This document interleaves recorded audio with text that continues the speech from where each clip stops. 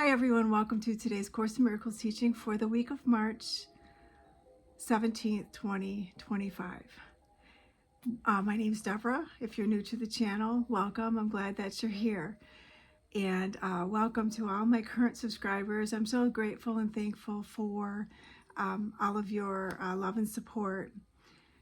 And we are doing the teaching of A Course in Miracles, which is, we're still on chapter 3, the innocent perception, which is all about training the mind. And we are on section 5, beyond perception. So I'm going to be reading the text, do a short commentary, and then I'll bring in the light language for, sorry, I'm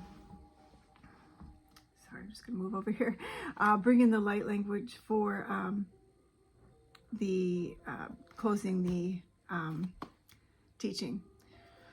So for some reason I was drawn to green today. Spirit really drew my attention to the color green, and these are the stones that we will be working with for our bringing in the light language. And not sure if you can get a good view of these, but these two are one and the same pretty much. And then this is like a jade or a jasper, possibly. I'm not sure. Green jasper, I believe, because jasper comes in different colors. But I believe this is a green jasper. And so what that's telling me is that it's really important to connect. We're going to be bringing in the elemental spirit guides with like the earth dragons, the ancient earth dragons, to help us with bringing in this frequency, which should be really interesting. So I'm looking forward to doing that. Whoops. So I'm really looking forward to doing the light language for you. I've already set the container prior to coming on. I tried to record this video live and I set the container then, but I had an interruption, so I had to stop. So the container is still in a closed energy, so we're okay to move forward with the teaching. Okay, so we are on beyond perception, and if this lesson is about not seeing things through the physical eyes, it's really tuning into your heart space. So I would encourage you to close your eyes, get into a nice quiet space so that you can really listen to the information that is being brought forth through your heart, not through your physical eyes, not through the mind. We're dropping out of the mind and into the heart. So let's take a nice deep breath in.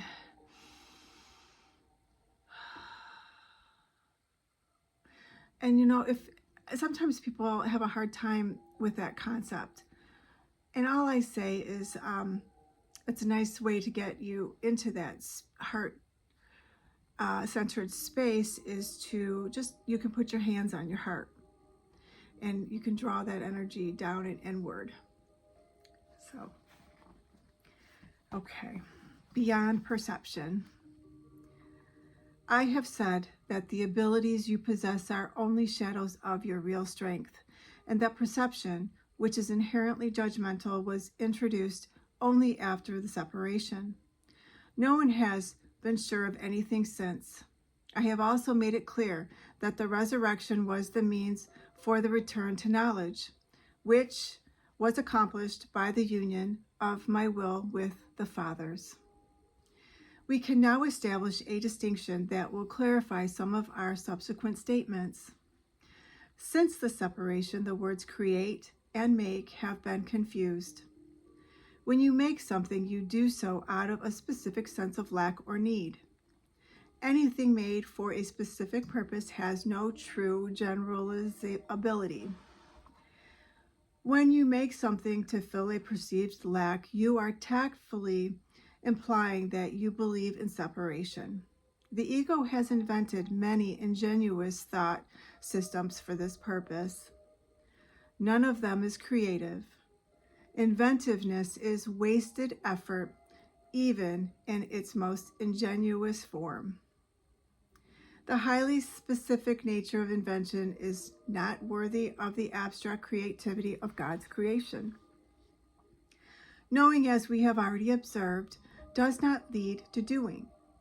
The confusion between your real creation and what you have made of yourself is so profound that it has become literally impossible for you to know anything. Knowledge is always stable, and it is quite evident that you are not. Nevertheless, you are perfectly stable as God created you. In this sense, when your behavior is unstable, you are disagreeing with God's idea of your creation. You can do this if you choose, but you would hardly want to if you were in the right mind. The fundamental question you continually ask yourself cannot properly be directed to yourself at all. You keep asking what it is you are.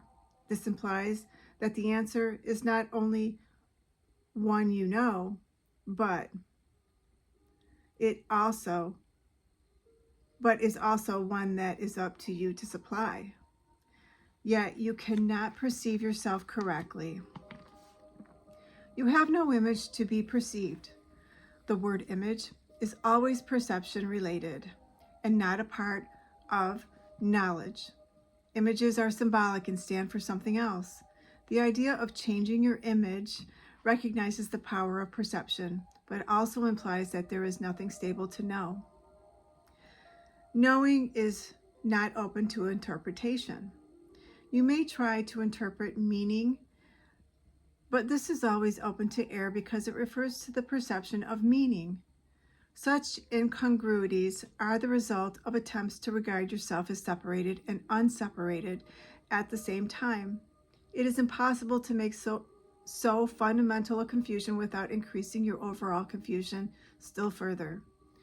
Your mind may have become very ingenious, but as always happens when method and content are separated. It is utilized in a futile attempt to escape from an inescapable impasse.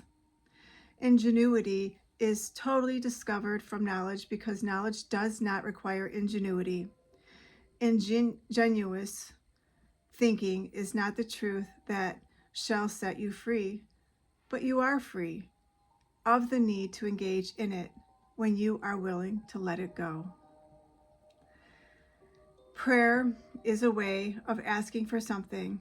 It is the medium of miracles, but the only meaningful prayer is for forgiveness, because those who have been forgiven have everything. Once forgiveness has been accepted, prayer in the usual sense becomes utterly meaningless. The prayer for forgiveness is nothing more than a request that you may be able to recognize what you already have. In electing perception instead of knowledge, you placed yourself in a position where you could resemble your Father only by perceiving miraculously. You have lost the knowledge that you yourself are a miracle of God.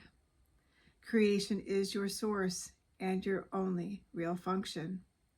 The statement God created man in his own image is likeness. No, I'm going to repeat that, sorry. The statement God created man in his own image and likeness needs reinterpretation.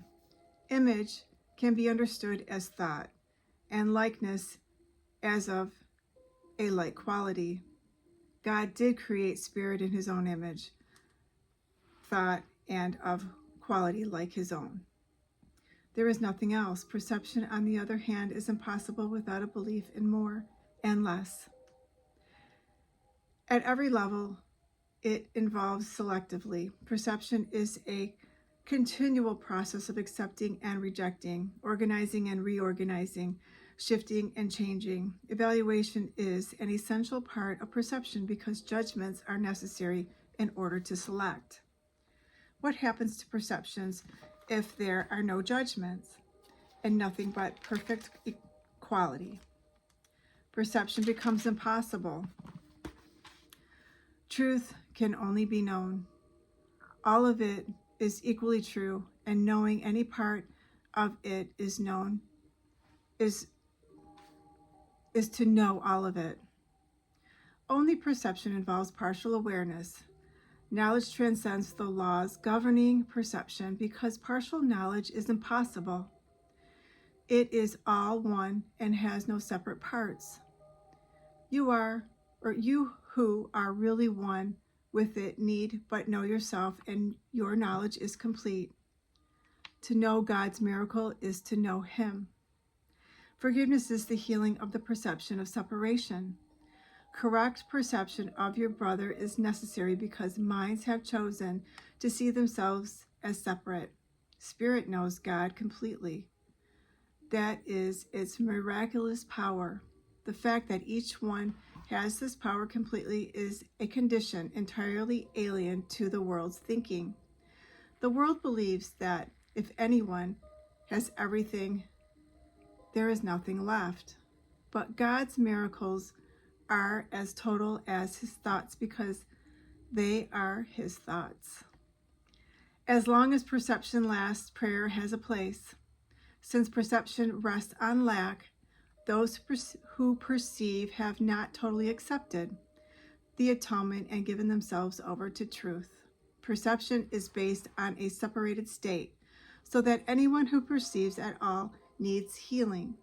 Communion, not prayer, is the natural state of those who know. God and His miracle are inseparable. How beautiful indeed are the thoughts of God, who live in His light. Your worth is beyond perception because it is beyond doubt.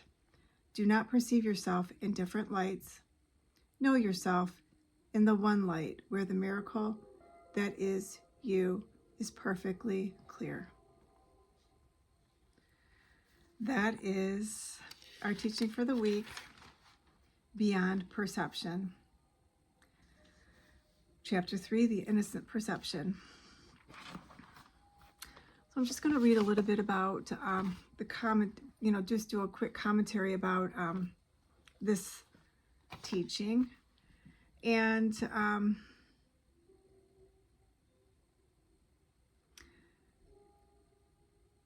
the importance of seeing with the vision of Christ. So it's Christ's vision, Christ's light, rather than the physical eyes, and acknowledges the perception is not natural. He encourages, the Course encourages listeners to open their hearts and acknowledge their natural inheritance, which is to know God, love, and eternity, rather than abiding in time and fiction.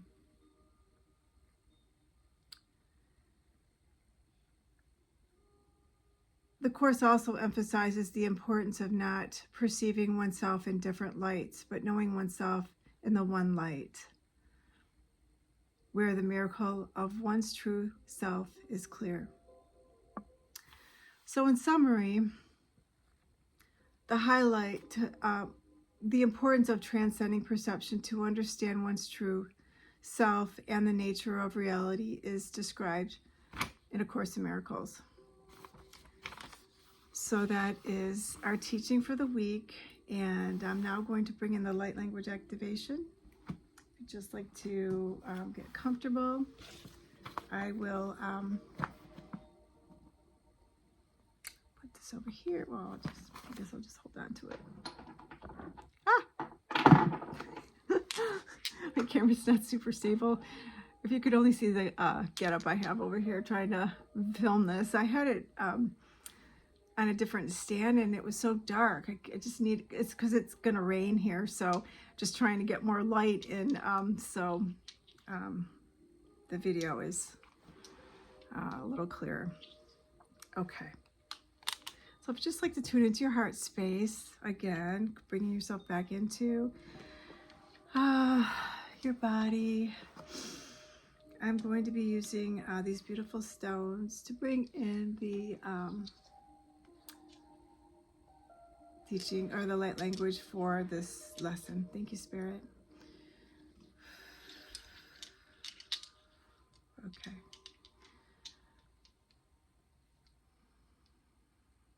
Calling in the Ascended Master Jesus. The Holy Spirit. And we're going to work with the ancient earth dragons. Thank you, Spirit. I love them. They're so,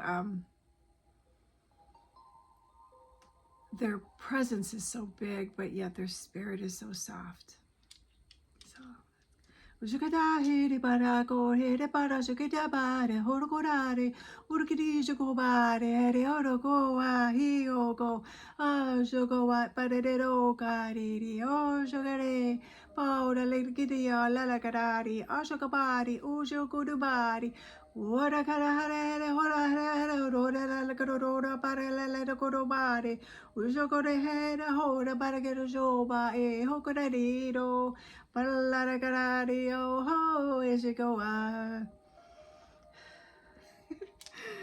oh gosh, it sounded like Latin or something, which I certainly do not speak. So I always love bringing in the frequency. It's always different and unique. So I hope you've enjoyed this week's teaching, commentary, and light language activation. I'm sending you so much love, blessings, and abundance, and I will see you next week. Namaste.